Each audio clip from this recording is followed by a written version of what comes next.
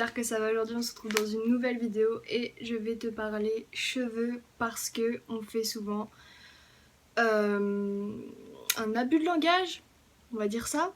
On se trompe souvent entre nourrir et hydrater ses cheveux. C'est vraiment quelque chose de différent, c'est comme quand tu vas nourrir et hydrater ta peau, c'est différent. Et je pense que c'est quelque chose qu'il faut faire, une chose à laquelle il faut faire attention parce que si on va te dire il faut que tu nourrisses tes cheveux ou ta peau et que tu vas leur mettre un gel ou quelque chose comme ça, il y aura un problème quelque part. Donc je t'explique ça maintenant. J'ai toujours mon petit carnet où j'ai un peu écrit 2-3 trucs pour avoir pas un fil conducteur mais c'est un peu ça. Donc je vais débuter avec l'hydratation. Alors l'hydratation c'est d'apporter par de l'eau ou un gel. Je t'explique. Donc tu vas avoir du gel d'aloe vera, du gel de lin, qui est pas mal. D'ailleurs, il est très très bien aussi pour tes cheveux. Pour la peau, j'ai jamais essayé. Je suis plutôt gel d'aloe vera, honnêtement, mais je sais qu'il est très bien. En plus de ça, c'est peut-être un peu débile ce que je vais te dire, mais il faut vraiment que tu penses à boire de l'eau. Mais de l'eau, hein, ou même de l'eau au citron si tu préfères. Tout au long de la journée parce que ça va aussi t'aider pour tes cheveux, ça va comme ta peau, genre pour qu'elle soit bien rebondie, que tu sois bien une peau ferme et bien hydratée, clairement il faut que tu boives de l'eau. Donc tu sais que notre corps est composé essentiellement d'eau, donc c'est très très important. Euh, Donc ah oui, bah c'est ce que je te disais, si l'eau est un problème, tu peux tu peux ajouter du jus d'agrumes pressé frais, c'est mieux. Va pas aller te mettre des trucs avec du sucre et tout. Enfin, bon ça c'est l'aspect santé, mais je parle plus cheveux. Du thé ou des tisanes. Donc ouais voilà, je te le disais, moi j'hydrate mes cheveux essentiellement à l'aloe vera ou au gel de lin. Et ça fait vraiment un rendu vraiment doux, soyeux. Enfin, c'est avec mes produits en plus que j'utilise, mon shampoing après shampoing et tout ça, naturel évidemment. Ça aide vachement. On a aussi l'aspect nutrition, donc nourrir ton cheveu, et cette fois-ci, ça m'a apporté une matière beaucoup plus riche par une huile végétale de préférence évidemment. 100% naturelle, toujours, vraiment mieux, c'est vraiment le mieux. Et c'est là où va te permettre de nourrir ton cheveu clairement à partir de la racine, aux pointes, les longueurs, voilà.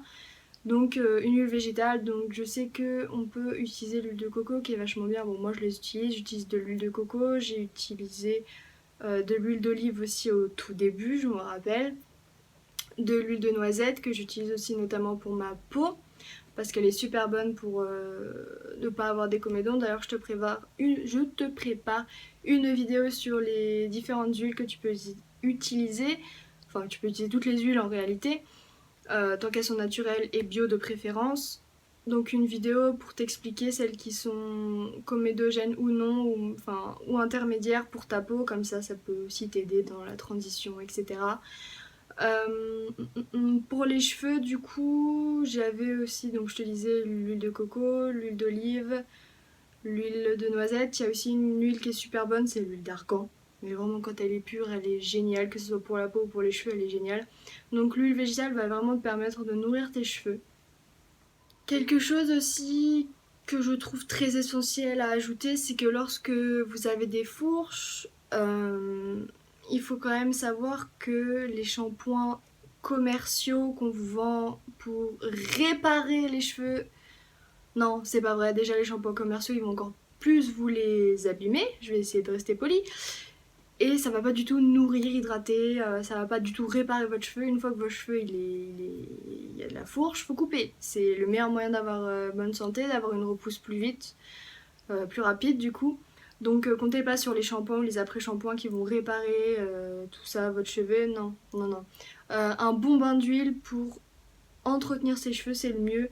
Donc là, si vous êtes vraiment dans les shampoings commerciaux, après-shampoings commerciaux, Je vous conseille de faire une transition petit à petit, vous allez passer par des shampoings. Bah après, je vais pas tout vous détailler dans cette vidéo parce que c'est pas le but de la vidéo, mais je sais que je fais des petits coachings de transition naturelle si ça vous intéresse, en fonction de vos besoins et ce que vous voulez améliorer, tout ça. Donc n'hésitez pas à m'écrire en commentaire ou me rejoindre sur Instagram et me faire des DM, comme ça on verra ensemble, enfin bon, bref.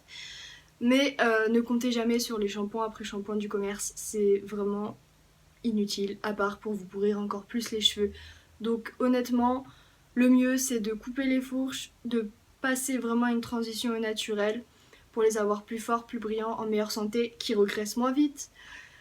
Donc voilà, je vous expliquerai dans une prochaine vidéo en quoi les shampoings sont, enfin commerciaux du coup et industriels sont très cracra, c'est simple, rapide, ça va pas durer 15 ans, mais voilà. Donc pour terminer et conclure sur cette vidéo, la différence entre nutrition et hydratation.